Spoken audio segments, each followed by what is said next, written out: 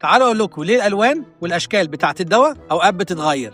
المادة الفعالة للدواء ممكن كذا شركة تاخدها وتصنعها، فكل شركة بتختار اللون والشكل اللي هم عايزينه. طب اللون ده عبارة عن ايه؟ اللون ده عبارة عن صبغة غذائية آمنة، الشركة بتختارها وبتختار اللون عشان تميز دواها، ملوش علاقة بالمادة الفعالة. أوقات اللون بيخش في التسويق والتميز، يعني مثلا ممكن تلاقي شركات أدوية اللي بتعمل أدوية للمعدة ممكن تعملها لونها أخضر، أزرق، أو مثلا الأدوية المهدئة تبقى فاتحة هادية. الهدف من اللون في الآخر إن يحصل ربط بصري.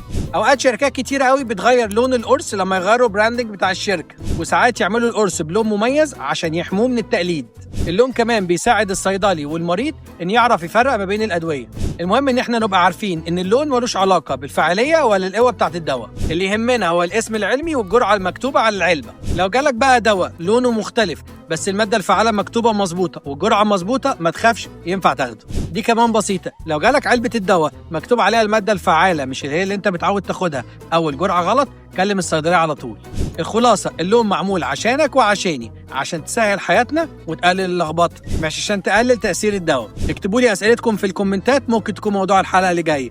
أنا بيتر واصف، صيدلي مصري من شبرا عايش في كاليفورنيا، ودي شبرا فونيا. أشوفكم الحلقة اللي جاية.